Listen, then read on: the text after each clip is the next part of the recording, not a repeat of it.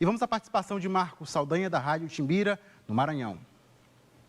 Olá, olá, bancada arretada com esse olhar nordestino sobre o Brasil e sobre o mundo. Padre, uma honra, um prazer enorme conversar com o senhor. É o seguinte, eu queria saber o seguinte, existe um documento da Igreja Católica de 98, onde nesse documento me parece que a palavra ideologia de gênero é usada pela primeira vez. Ele fala ideologia de gênero, seus perigos e seus alcances da Comissão da Mulher, da Conferência Episcopal Peruana. E nesse documento diz o seguinte: os fiéis eram informados de que há uma conspiração das feministas de gênero para destruir a família, a educação, a cultura e a religião. Logo depois dessa época, esse discurso ele vai para o campo político. O Prona, na época, partido já de extrema-direita, usou esse discurso, levou para a Câmara Federal, e aí a gente viu os tempos de hoje se arrefecendo. O que eu queria perguntar para o senhor é o seguinte: como é que como é que anda esse debate hoje dentro da igreja? O senhor já falou de uma igreja muito plural, uma igreja católica com várias frentes, ela é feita por pessoas e pessoas que pensam diferentes. Mas, atualmente, como é que está essa discussão? Houve algum avanço considerável, considerando o Papa Francisco, por exemplo? Teve uma mudança? A gente tem aí uma esperança de que está mudando ao longo do tempo ou não? Obrigado. É uma mudança difícil e uma mudança que vai levar muito tempo. A questão de ideologia de gênero, ela se tornou um instrumento da retórica do ódio.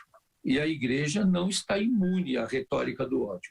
Vocês devem lembrar na campanha eleitoral, que culminou democraticamente, entre aspas, com a vitória do governo que está, que utilizou muito essa questão da ideologia de gênero, achando de que, por exemplo, educação sexual nas escolas é influenciar a questão de escolha ou dessa chamada ideologia de gênero.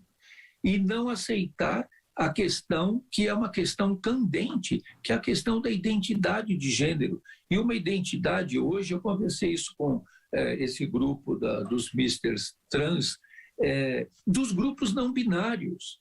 Nós discutimos isso de maneira binária, masculino e feminino. E hoje há muitos que não têm identidade nem masculina nem feminina, que alguns dizem não definidos, outros chamam de não binários.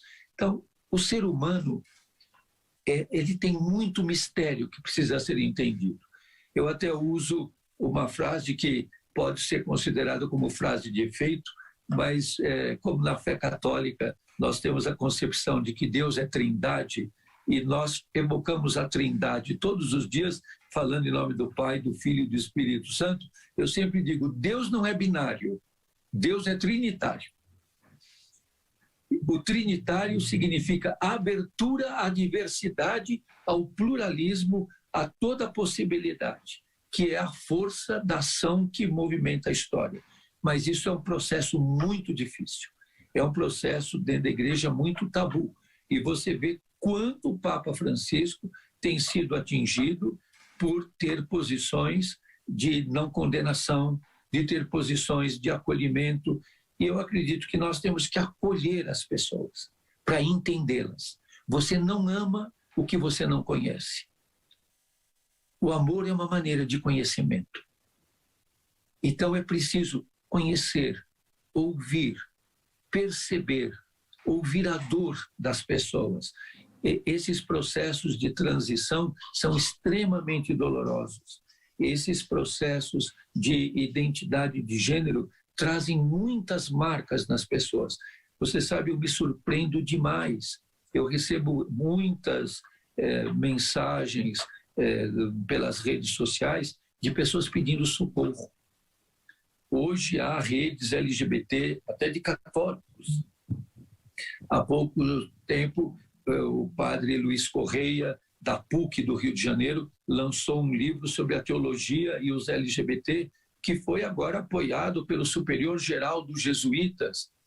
E até quando eu mostrei o livro dele e indiquei para a leitura, fizeram até Photoshop, mudando o livro que tinha na minha mão, pondo outros livros que eu nunca teria apresentado, e fizeram. coisa criminosa, que é crime de internet. Então, o ódio é muito grande. E nós temos que enfrentar a homofobia, é crime, e a homofobia mata.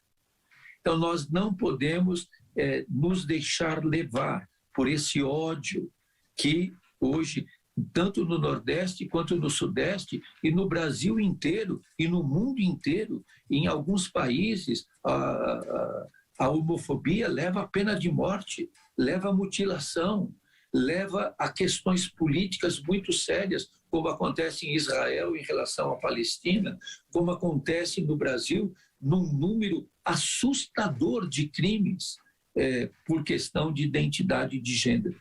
Então, eu acredito que é preciso enfrentar isso. E eu, como padre, como religioso, não vou me furtar a defender esses seres humanos, as pessoas. Você veja que nós tivemos agora o governo brasileiro vetando a oferta de absorventes para as mulheres. E não são só as mulheres que menstruam, são pessoas que menstruam. Há homens trans que ainda não tiveram todo o tratamento de hormonioterapia, que ainda menstruam.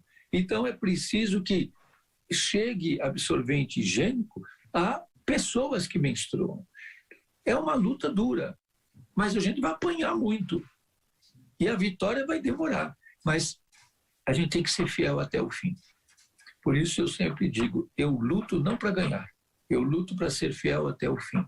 E todos os grupos LGBTQIA+, que também hoje são muito divididos, e há muitas posições, há grupos feministas que não aceitam as mulheres trans. Então, é um mundo bastante intrincado também, que é difícil da gente entender tudo o que acontece, mas a gente tem que ouvir as diferentes posições e ter um critério. A humanização da vida e a não destruição de ninguém. Ou como diz o Papa Francisco na mensagem para esse domingo, que é o Dia Mundial dos Pobres. Ninguém é supérfluo.